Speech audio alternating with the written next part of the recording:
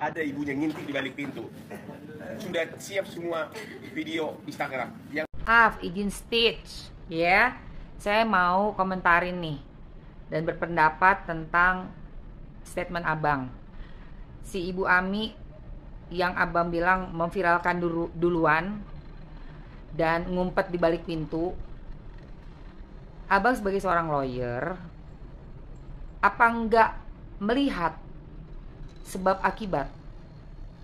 Sebelum adanya kejadian, Bu Ami mendatangi tempat itu, lalu menyiapkan untuk dokumentasi ya sebagai barang bukti dan bersembunyi di balik pintu supaya nggak kelihatan. Itu kenapa?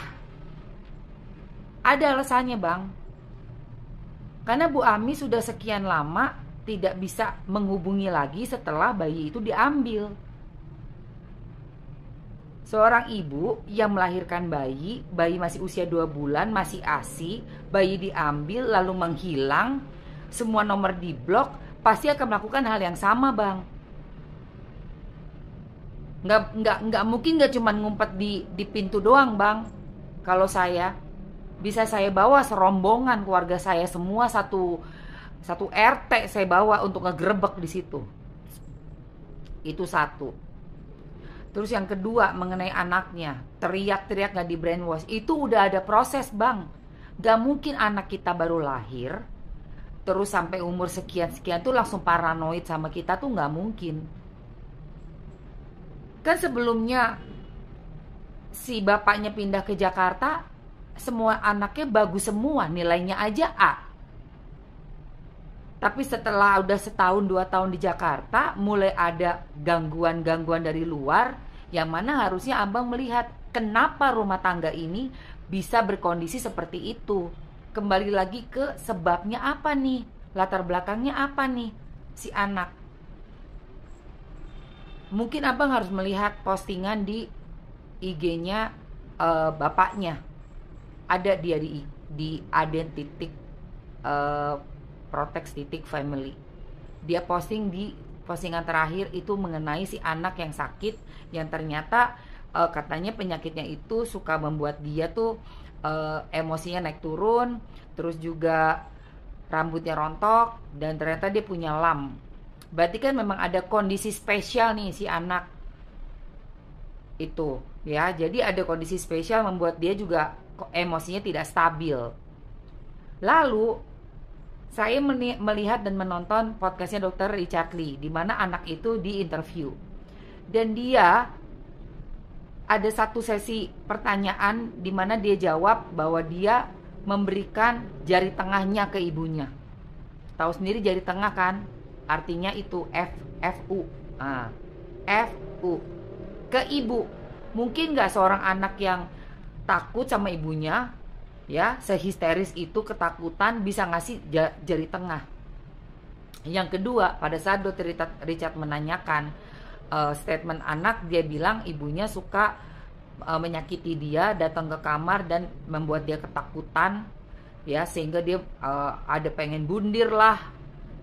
Lalu ditanya sama Dr. Richard, apakah ada buktinya ibu kamu menyakiti kamu? Dijawab tidak ada. Kembali lagi sebagai profesi abang, kenapa abang bisa percaya begitu saja ucapan seorang anak yang notabene kita belum tahu juga apakah benar atau enggak ucapannya. Lalu kembali ke masalah yang penyebab dari semua ini.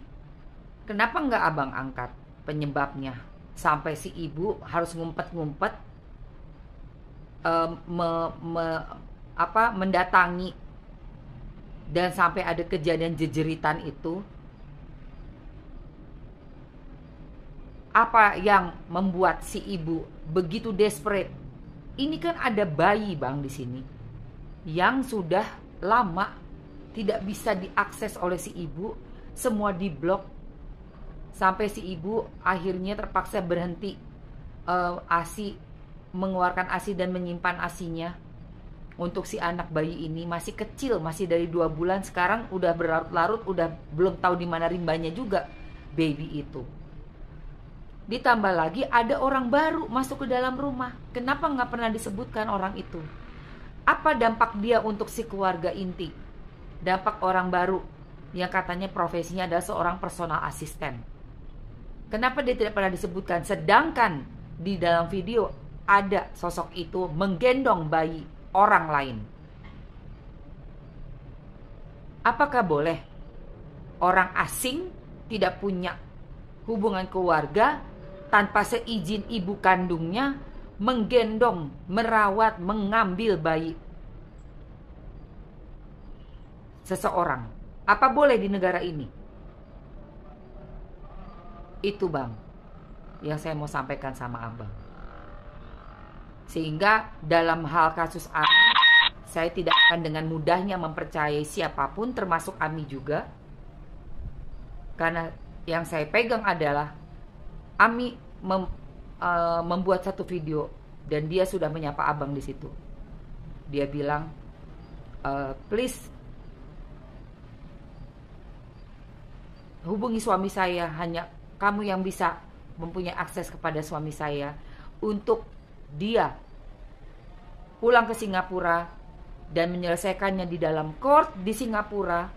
Apabila saya ada kesalahan, saya siap, silakan dibuktikan di court. Jadi nggak main katanya ini, katanya itu, katanya dia, nggak main begitu. Bukti nyata di court, buktikan saya bersalah. Karena juga sebagai seorang ibu sudah sedemikian rupa dikeluarkan narasi-narasi dari anak dan bahkan suami sendiri mengecap bahwa Ami adalah ibu yang sangat tidak baik, dengan ketergantungan lah alkohol, dengan segala macam keburukan yang sudah diucapkan di publik.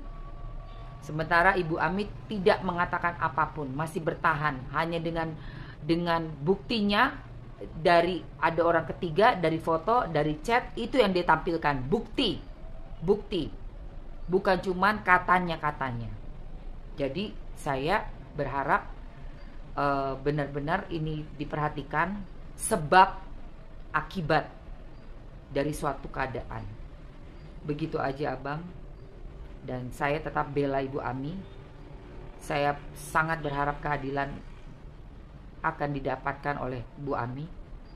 Dan memang Abang sebagai mungkin yang kenal dengan suami beliau, tolong beritahu untuk pulang, jangan menjadi seorang pecundang dan pengecut.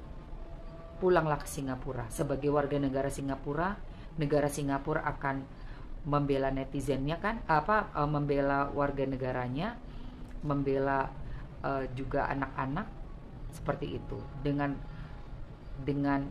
hukum yang seadil-adilnya. Apa yang ditakuti? Silakan keluarkan semua bukti-bukti, narasi-narasi yang sudah diucapkan di sosial media, di podcast itu dalam pengadilan, bertemu muka dengan Ibu Ami. Begitu ya Bang ya. Maaf ya Bang ya. Terima kasih banyak. Assalamualaikum.